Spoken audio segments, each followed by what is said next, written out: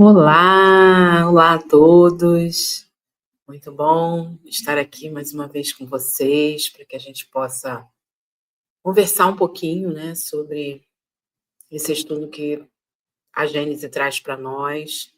Nós que já estamos ali no finalzinho do livro, falando sobre a teoria da presciência, e estamos aí falando também dessa parte em que Kardec traz algumas questões voltadas a nossas preocupações, sobre o mundo, né, o futuro do mundo, a questão do progresso, a visão que ele trouxe, né, da última vez na nossa conversa.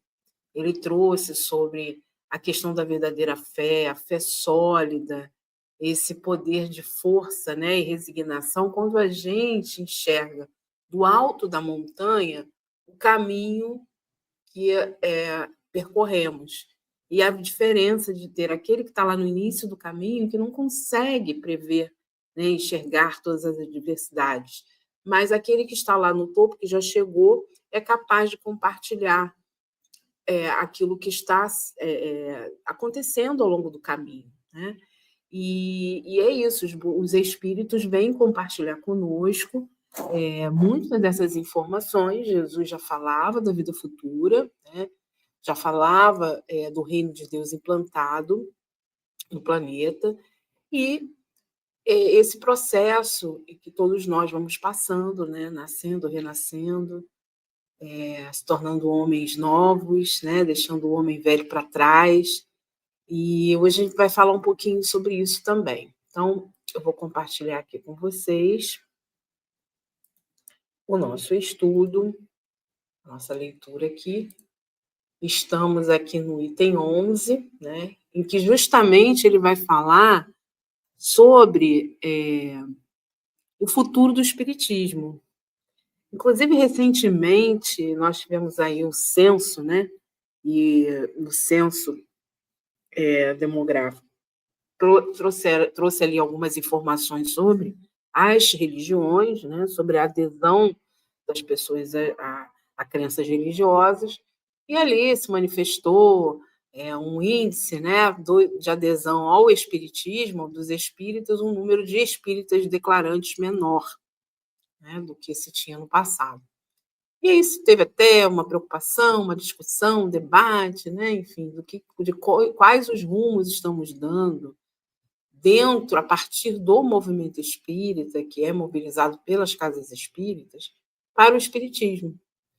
Kardec faz essa reflexão durante alguns momentos na codificação, né, na Revista Espírita também, e na Viagem Espírita, quando ele percorre os grupos espíritas, já dando as orientações, falando de algumas preocupações, dos perigos, né, de se distorcer, se desviar do objetivo principal, sendo feito não só pelos detratores da doutrina, mas que o perigo maior estaria entre os próprios espíritas, né, que não, que de alguma forma não estavam conseguindo, de repente, se conectar à essência do espiritismo, e onde esses grupos espíritas, que têm o objetivo de acolher e de instruir, também estão se afastando da essência da doutrina, trazendo ali uma série de vivências de outras crenças, né?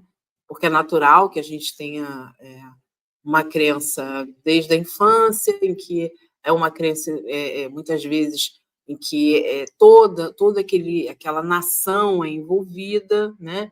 Você cresce naquela cultura religiosa, e aí, muitas vezes, quando você migra para uma religião, que você entende a doutrina espírita não como uma filosofia, mas como uma religião institucional, que não é o caso, né? Porque Kardec vai esclarecer isso, mostrando que o espiritismo não é, no termo religioso, de religião, no seu aspecto religioso, ele não é institucional, ele não é litúrgico, né? Ele não tem hierarquia, né? Não tem representantes hierárquicos. Então, a figura, desde a figura, né, das federativas até a figura do próprio presidente da casa espírita, né, ou presidenta, ou líder, né, espiritual daquela casa, que isso tudo não é no campo, não se enquadra, né, dentro do campo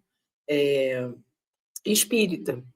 Que é claro, existem aquelas pessoas que estão à frente, né, os dirigentes, mas que não há uma figura que representa. Há uma figura ali, muitas vezes, de um presidente na casa espírita, porque é preciso que haja uma liderança, mas que não é essa figura, a figura como um líder religioso. Né? Apenas um tarefeiro que está ali temporariamente naquela função, porque se tem necessidade daquela função.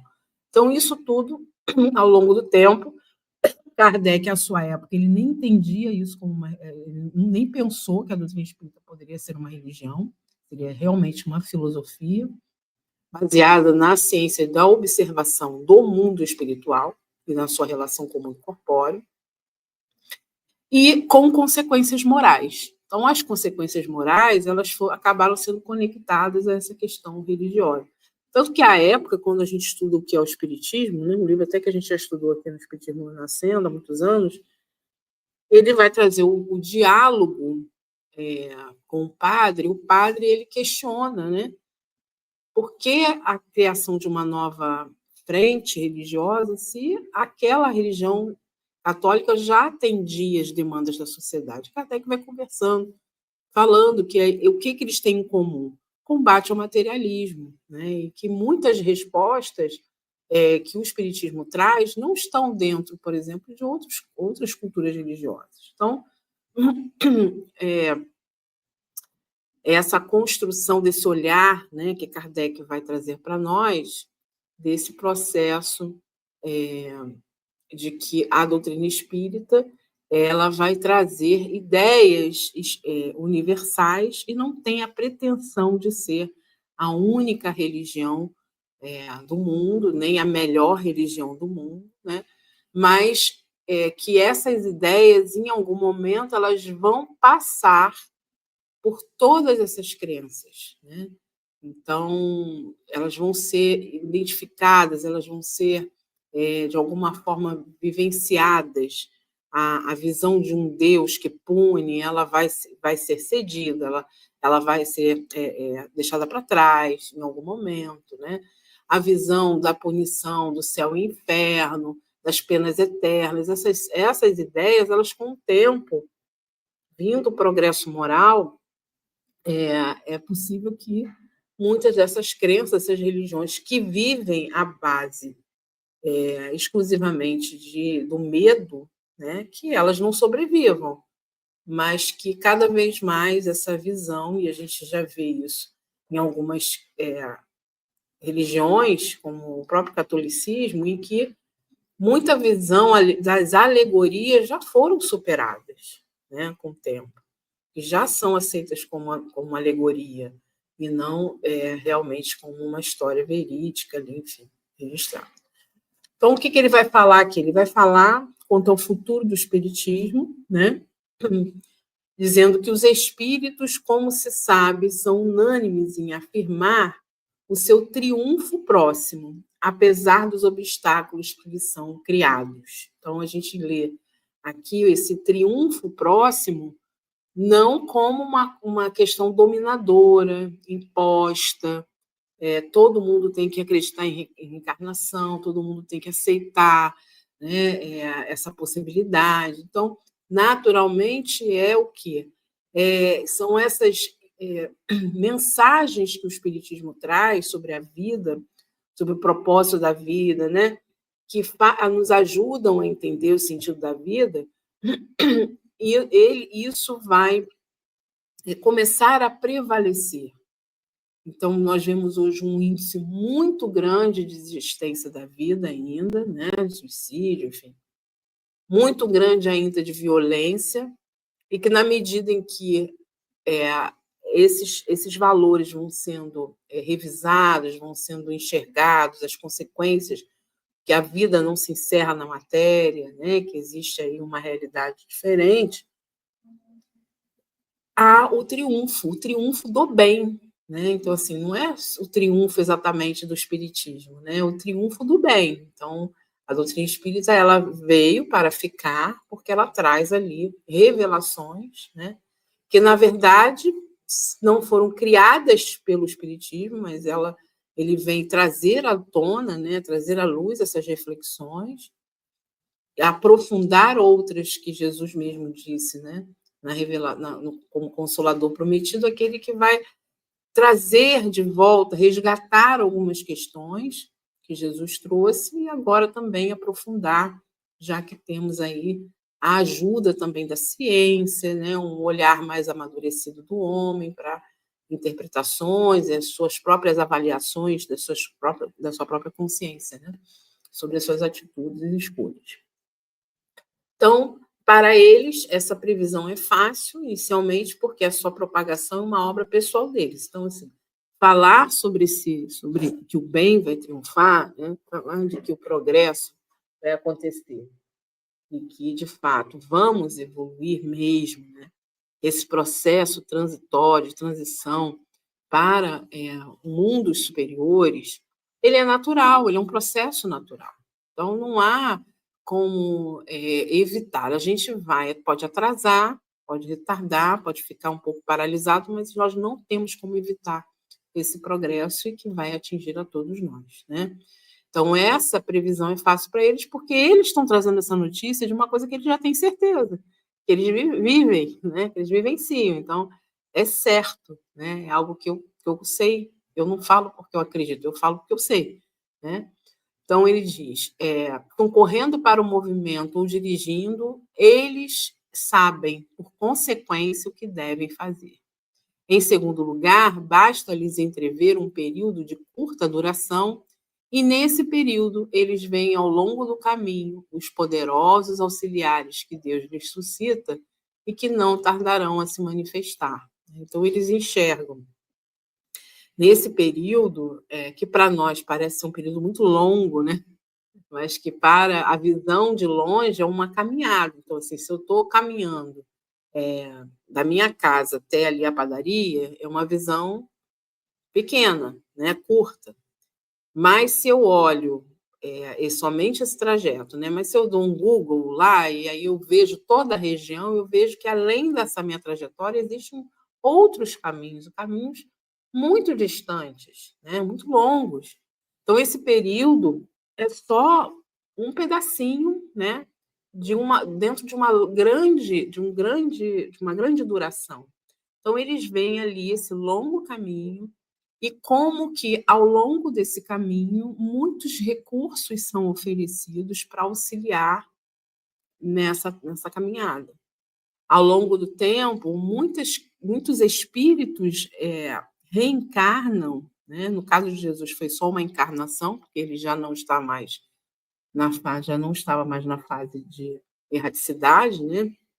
Estava na perfeição, mas muitos espíritos já de moral avançada ainda estão no processo de reencarnação, não chegaram à perfeição, mas vêm muitas vezes em missão para auxiliar. E muitas questões vêm se manifestar para que a gente enxergue, tenha certeza de que é possível a mudança. Essa semana eu estava assistindo uma reportagem sobre uma premiação que foi dada a vários colégios, mais de 30 mil colégios no mundo, que enviaram seus projetos de superação, né? Assim, de superação não, de mudanças que aconteceram nas escolas. E um colégio que ganhou, né? Ele foi um exemplo, era na categoria de superação. Era uma escola que vivia imersa em violência, imersa em bullying e uma série de vandalismos na escola, e eles começaram, então, a investir nessa escola, num projeto de educação integral, onde se usava muito o esporte. Então, a escola tinha uma área muito boa, né? Então, eles investiram em quadra de esporte, em vários outros tipos de esporte, xadrez, enfim, todos os tipos, né, de atividades. Então, os alunos poderiam, na parte da tarde, estudavam de manhã e poderiam ficar o dia todo na escola. Na parte da tarde seria arte, né, e esporte. Então, mostra lá um menino que começou a patinação e já ganhou vários prêmios de patinação, patins de rodas, né? E ele falando o quanto que aquele esporte o ajudou, porque ele começou a se disciplinar mais, ele gostava, ele se descobriu amando aquele esporte, né? E aí ele precisou estudar mais, porque para ele se manter ali, ele precisava ter boas notas. Então, toda a comunidade, inclusive as atividades também envolvendo a comunidade, e isso é um processo bem difícil. Quem trabalha em escola sabe, né?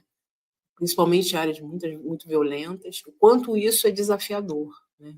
Isso é, assim, um exemplo em mil mesmo, porque muitas iniciativas, às vezes, não dão certo, por mais que se tente, né?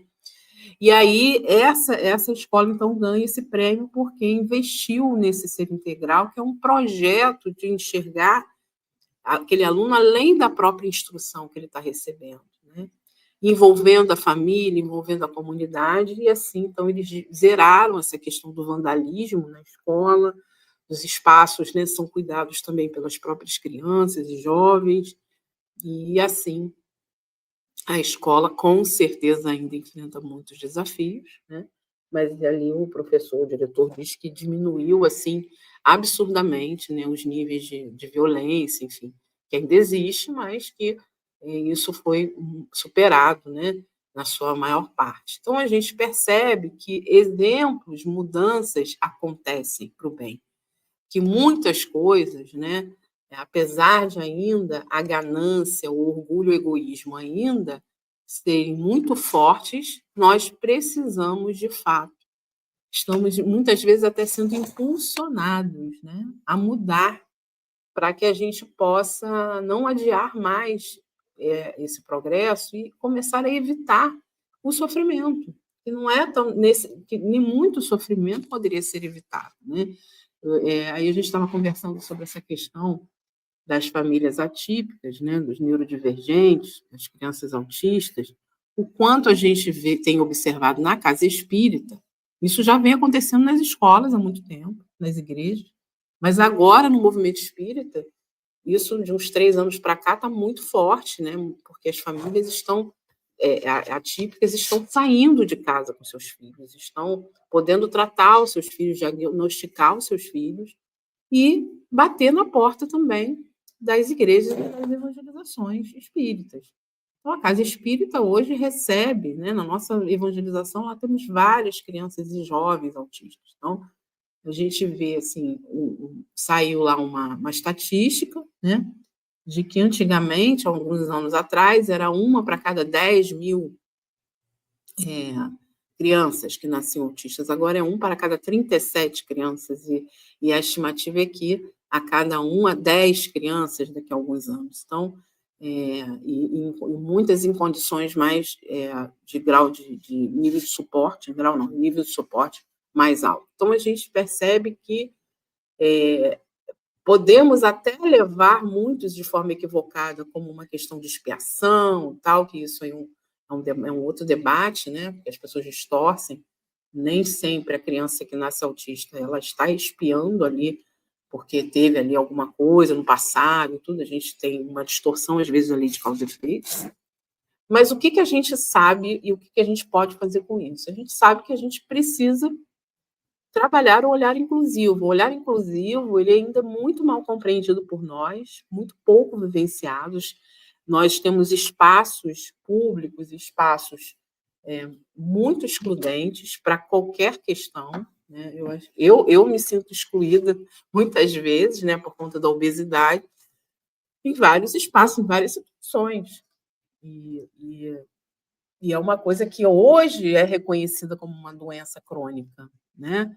Então, aos poucos, a ciência também vai ajudando a gente a desmistificar, a cair o preconceito, né, de certas questões, e a gente vê uma criança fazendo uma birra, o que a gente vai chamar de birra, e muitas vezes você tem ali uma demanda de um transtorno. Hoje, uma geração ansiosa que a gente tem, né, com muitos transtornos de vício na própria questão de uso de celular, de telas, né? E isso, de fato, cada vez mais sendo introduzidas mais cedo, né, na infância, enfim. E a gente está colhendo as consequências. Nós estamos colhendo as consequências dessas escolhas automáticas que fazemos sem pensar nos reflexos que isso pode trazer na vida das crianças e jovens, né? E da própria sociedade como um todo. Então, estamos adoecidos. E aí, isso tem trazido para a gente uma demanda de saber incluir, né? Saber trabalhar. Hoje, a lei para qualquer construção nova é obrigatório ter acessibilidade, né? Para os prédios antigos você tem que adaptar, mas para os novos já é obrigado a construir essa acessibilidade.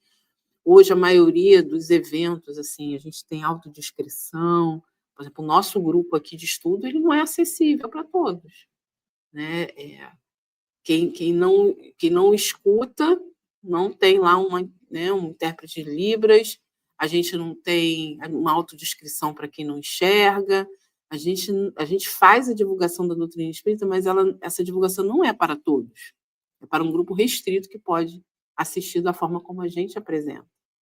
E aí a Casa Espírita também é assim, né? Então, assim, isso é totalmente desconexo da proposta da doutrina espírita, da proposta que Jesus trazia, né? De acolher a diversidade. Então, a gente está tendo que fazer isso na marra. Então, eu fiquei pensando assim, né? Um colega até compartilhou essa questão da estatística do autismo, porque já vem umas justificativas que é o remédio tal, né? As teorias doidas aí que a gente não sabe. Mas o que a gente faz, até que se descubra exatamente, porque se existe um fundo, sei lá, da poluição, de alimentação, de remédio, que pode acelerar esse processo do autismo, desencadear, é claro que a gente vai investigar e vai tentar minimizar, né? Porque, de fato, é uma vida muito sofrida. Então, eu acho que a ciência, o progresso está para isso também, para a gente minimizar esse sofrimento para os espíritos que estão reencarnando. Agora, quando a gente, enquanto isso não sai, o que a gente faz com isso, né? E aí eu fiquei pensando, poxa, será que quanto mais pessoas necessitadas de acolhimento, de inclusão, mais a gente não vai ter que trabalhar a nossa questão contra o preconceito, aprender a palavra do momento é acolher, né? Acolhimento, a gente fala que tem que acolher, mas a gente está sabendo acolher realmente? Os julgamentos, a forma violenta como muitas vezes a gente só reage, né? Como nós estamos todos reativos às coisas. Será que não é um convite para que a gente possa aprender a amar? Amar, que a gente não está sabendo amar.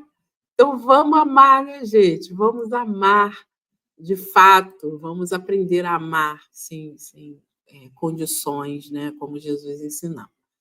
Então, ele vem falando aqui sobre que, para isso, para os espíritos que falam, até dos relatos dos espíritos que Kardec tem lá na Revista Espírita, falando dessa vida futura, dos mundos mais evoluídos, os espíritos são muito claros, né?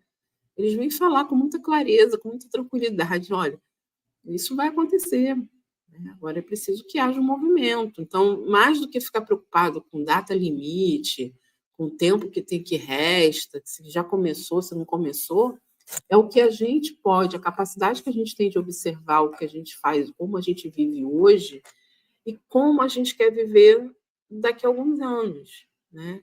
Então, ele diz que os espíritas, sem serem espíritos desencarnados, se transportem somente 30 anos à frente, ao seio da geração que surge, que dali considerem o que se passa hoje com o espiritismo, que acompanhem o seu desenvolvimento e verão consumir-se em esforços vãos aqueles que se creem destinados a derrotá-lo.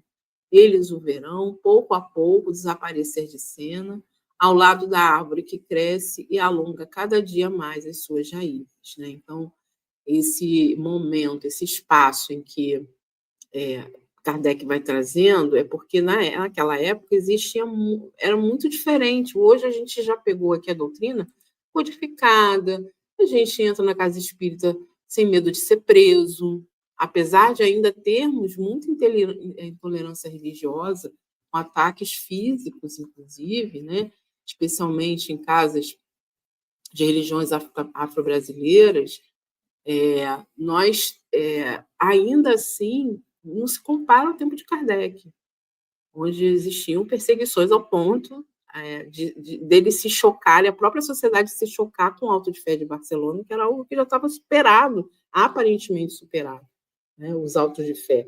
E ali acontece de novo um ato meio que de desespero do bispo, né, de frear o avanço da doutrina espírita, né, e o chegar dela para muitas pessoas. Então, ele vai falar que, ao longo do tempo, esses detratores, eles vão, porque eles não se argumentam, né? Os argumentos, principalmente de quem realmente conhece a doutrina, vai caindo. Não há como você falar sobre algo que você não conhece, né? Então, isso é muito claro no que é o espiritismo, nos diálogos que ele tem com o crítico, com o cético e com o crítico, né? Primeiro o crítico, depois o cético. O crítico que fala sem conhecer nada da doutrina, ele acha que o espiritismo é só o fenômeno, né? E que assim deve se comprovar, que se convencer ele convence todo mundo, né? Porque ele se acha ali uma pessoa que domina, né? É respeitável na sociedade, ao ponto que olha, se você me convenceu, você convence todo mundo. Eu ajudo a convencer todo mundo, né? E o cético, que também ainda se pega muito no fenômeno, mas pelo menos tem mais acessibilidade. Ele ali está mais acessível a entender, ele vai para entender, né? O outro não, o crítico ele não quer entender, ele quer combater mesmo. E o padre também, né? De certa forma, ele está ali defendendo aquilo que ele acredita. Então, Kardec fala muito dessa época, né? Dessa época em que ele também enfrentou ali. Mas hoje o que a gente vê, por exemplo, a gente confunde espiritismo com o movimento espírita, né? E o movimento espírita, ele não tem, apesar de termos federativas, nós não temos uma ordem que diga assim, ó, você pode fazer isso, você não pode fazer aquilo, vou fechar sua casa espírita porque você está fazendo tudo errado, né? A gente não tem isso. Nós somos núcleos de divulgação e acolhimento, mas nós não temos essa norma. O que tem cada casa espírita tem seu regimento interno, tem seu estatuto, para o mínimo de organização, né? Mas ali sim, aí você segue lá, mas a nível de movimento espírita, nós temos federativas que trazem recomendações, que trazem ali orientações, né? Que trazem capacitações, formações continuadas para que auxilie ali na tarefa, né, no trabalho que se propõe ali de divulgação da doutrina espírita. E somos todos ainda falhos, imperfeitos, então é natural que as falhas aconteçam, né, que muitas casas espíritas sejam mais espiritualistas do que espíritas, né, porque espiritualistas todos somos, porque acreditamos numa vida além da matéria. Mas, quando se trata ali se transcende ali para questões como rituais, tratamentos alternativos, né, dentro da casa espírita, então você já tem ali um conjunto de atividades que não são espíritas, elas são espiritualistas, porque ela já traz outras correntes de pensamento que não são só espíritas, né? Ou trazendo ali um formato, às vezes até, outro dia eu visitei uma casa em que a gente percebe que isso é muito do tarefeiro, né? Não é necessariamente a casa convida ao estudo, orienta, mas às vezes a pessoa traz isso. Então, há ali uma fala, uma leitura se referindo até a santos, né? A santo tal, que vem aqui abençoar a gente, os rituais, né, católicos mesmo, que são trazidos para dentro de uma reunião pública. Então, até que ponto, né, o próprio Pai Nosso, Ave Maria, que muitas vezes a gente vai rezar, e que é uma oração que Jesus ensinou, né, gente? Então, assim, a Ave Maria não, mas o Pai Nosso, uma oração que Jesus ensinou a pedido dos próprios discípulos, né? Então, não é que a gente não possa fazer essa oração, né? Mas quando a gente faz essa oração de uma forma ritualística, repetindo como se é feito, né, em outras religiões, dentro do contexto que ele se propõe, que é esse contexto ritual, de rituais, a gente tem que rever, porque a proposta da doutrina é que a gente faça uma imersão nesse Pai Nosso, né, que de fato, e não que fique uma coisa repetida, com uma prece que se repete, e que a gente não pense naquilo. Kardec vai estudar isso no Evangelho segundo o Espiritismo, a partir de preces, mostrando qual é o objetivo da oração, né? Então, são detalhes que nós muitas vezes trazemos. Eu vejo muito esse reflexo, às vezes até em alguns palestrantes que falam como se estivessem ali pastoreando mesmo, né? E isso é muito da pessoa mesmo. Então, a gente só tem que ter esses cuidados, né?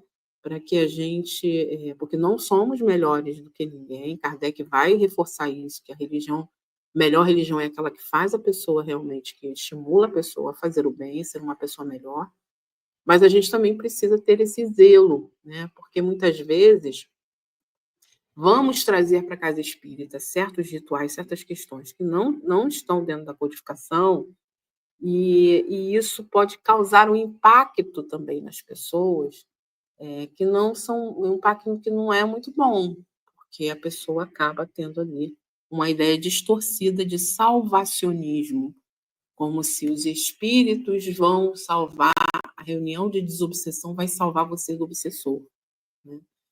O passe vai salvar você da doença que você tem.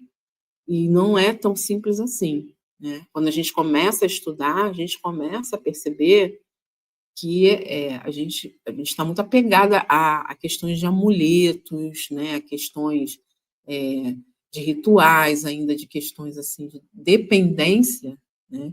Do espírito desencarnado, de dizer tudo que eu tenho que fazer. Então, existe aí um aprendizado mesmo, isso é um caminho que a gente faz, né? É um aprendizado. Eu vejo isso muito pela própria processo da evangelização. A gente trabalha muito a questão do objetivo da evangelização, porque muito se tornou, a evangelização foi engessando ao longo do tempo, e as pessoas começaram a dar aulas de evangelização. E aí a gente fica repensando, gente, mas nós não somos os professores de espiritismo para dar aula, né?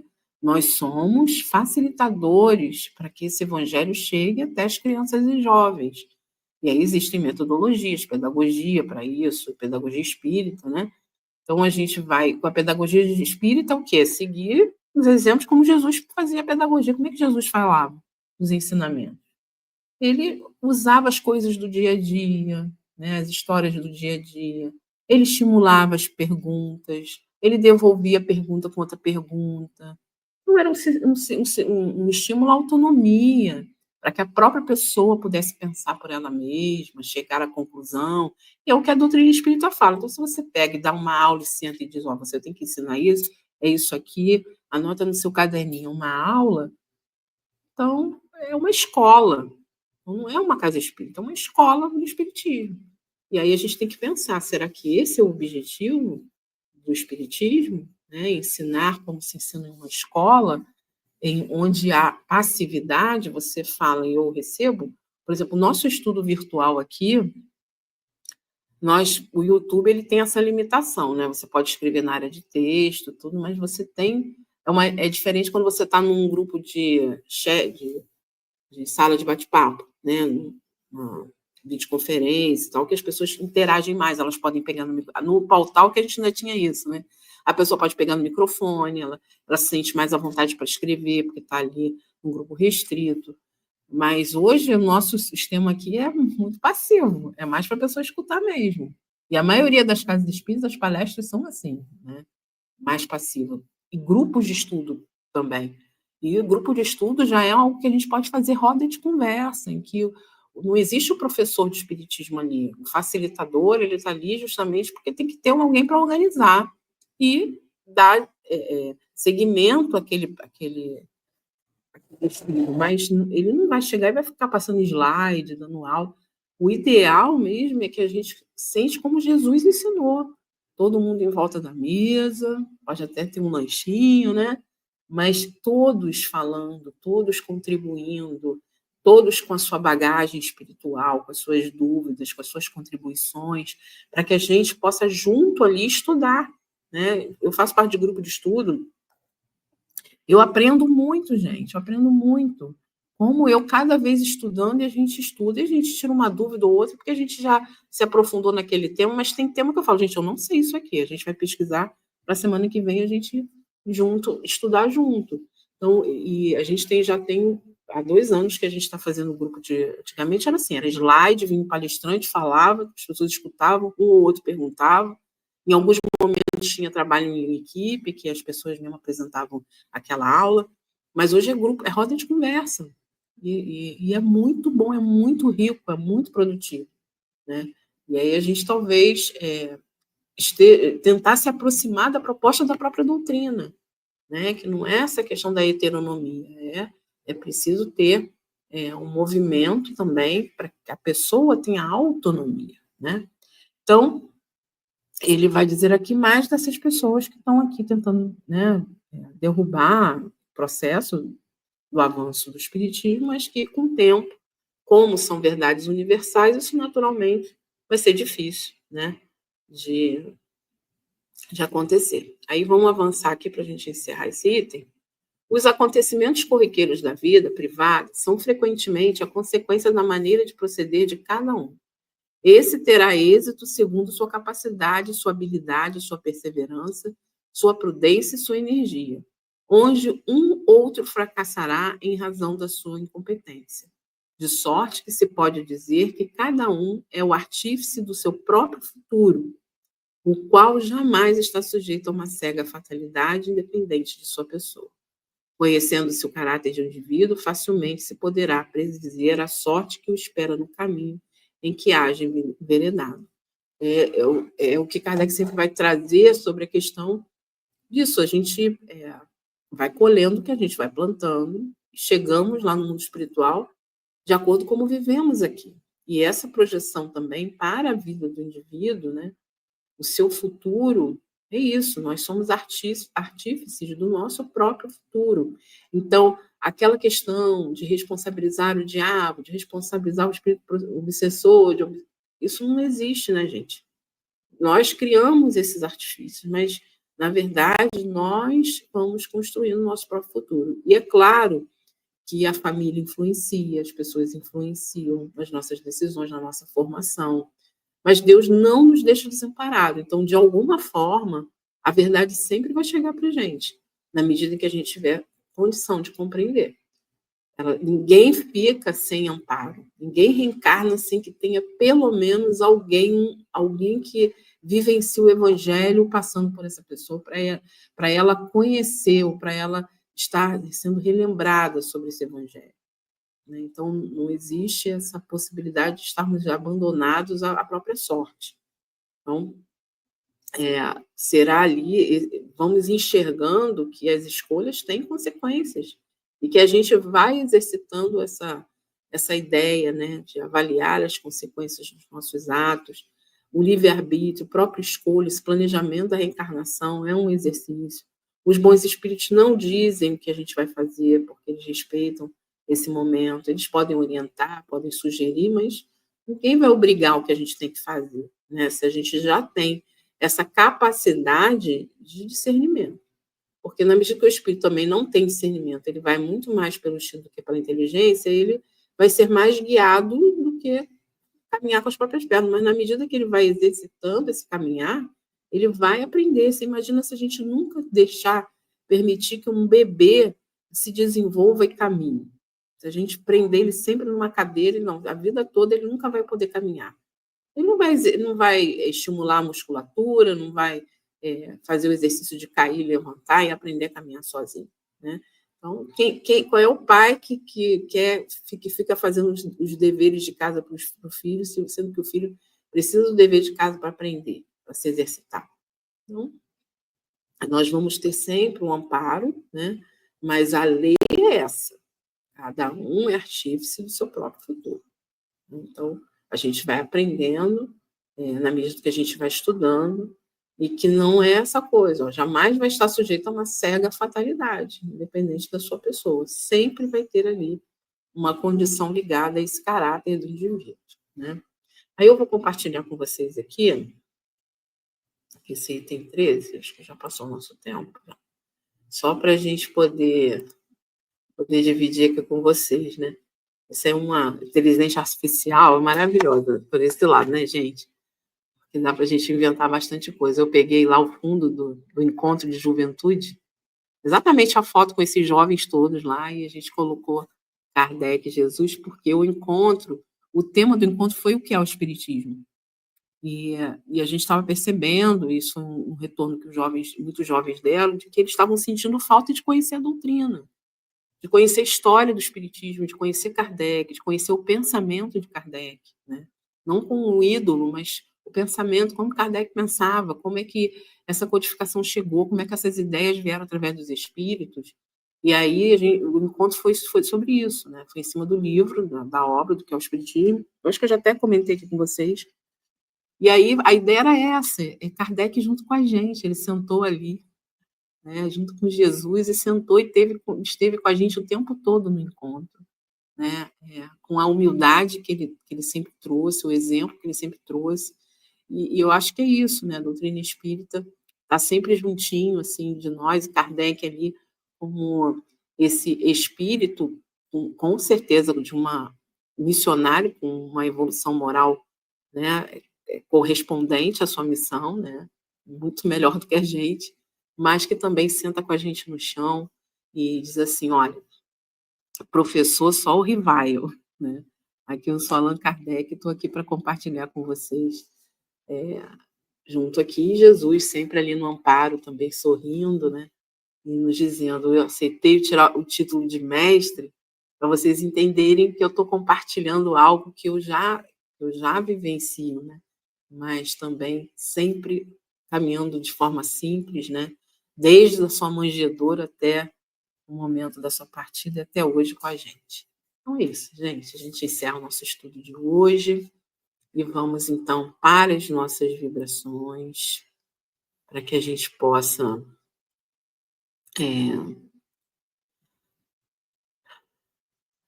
já serenando o nosso pensamento, junto aos bons espíritos que aqui se juntam conosco para esse momento de tanta alegria, de tanto reforço na nossa vida, um momento que parece ser tão caótico no mundo. Aqui encontramos, Senhor, a serenidade, a certeza, a fé que viemos buscar para a nossa jornada, serenando os nossos corações, na certeza do amanhã, desse amanhã que vai chegando para todos nós, trazendo esperança, trazendo renovação. E pedimos aos bons espíritos, especialmente aqueles que tutelam essa tarefa, que nos auxiliem nesse momento da vibração, envolvendo todo o nosso planeta, cada cantinho do nosso mundo que hoje passa por conflitos mais graves, de guerras, conflitos dentro do campo da saúde, da alimentação, do relacionamento das pessoas, da relação ainda tão desigual que temos nas nossas sociedades, seja de país para país, seja dentro dos próprios países, uma sociedade ainda tão desigual, tão mesquinha, tão egoísta. Mas agradecidos sempre somos, Senhor, pela oportunidade de estarmos fazendo novas escolhas. Então pedimos por nossos líderes mundiais que podem fazer essas escolhas baseadas na justiça, na caridade, no amor, que não precisam usar do seu orgulho, da sua vaidade, porque estão numa posição de poder, porque são capazes, porque têm a capacidade de unir pessoas, de transformar vidas. de ajudar a mudança do seu próprio país, da sua própria comunidade. Então, que eles possam também ser inspirados pelos bons espíritos, que possam, pelo caminho deles, cruzar sempre alguém que, através do exemplo, mostre que é possível fazer escolhas diferentes, apesar da sensação de estar nadando contra a corrente. Aqueles que, pelo poder, estão enlouquecendo, Senhor, perdendo a noção do seu propósito, que eles possam também ser amparados pelos nossos irmãos que estão no desamparo das ruas, sejam nas cidades destruídas pela guerra, sejam em todo o país, nosso país, muitas famílias morando nas ruas, em uma situação que deveria ser transitória, de trânsito muito curto, muitas vezes vivem-se por anos nessa realidade. Pedir por todos os nossos irmãos que estão nos hospitais, nas casas de saúde, se recuperando em seus lares, aqueles que estão retornando ao mundo espiritual, aqueles que estão chegando aqui para reencarnar. Pedir também por todos aqueles que estão trabalhando junto à seara do Mestre, para que perseverem, para que possam manter o foco, porque as distrações são muitas, os ataques também. Mas a esses irmãos que hoje também ainda se comprazem no mal, que muitas vezes se unem, se organizam para destruir o trabalho no bem, para que eles também possam ser envolvidos por essas vibrações, as vibrações generosas, aquelas que são autênticas, dos bons espíritos, para que se sintam amados, para que se reconheçam também criaturas divinas. Pedir pelas nossas casas espíritas, por todas as instituições que acolhem e promovem o bem, a cada um de nós aqui, as nossas famílias, nossos ambientes de trabalho, agradecendo, Senhor. Assim, vamos encerrando as nossas vibrações e agradecendo em prece por mais esse dia, mais esse encontro, que possamos sempre reconhecer as oportunidades que nos são oferecidas e que possamos retornar em paz ao nosso descanso, às nossas atividades, nos preparando para o dia de amanhã. Que assim seja. Gente, até a próxima. Regina agora vai botar a música, nossa música, para finalizar. E fiquem em paz. Um beijo para vocês.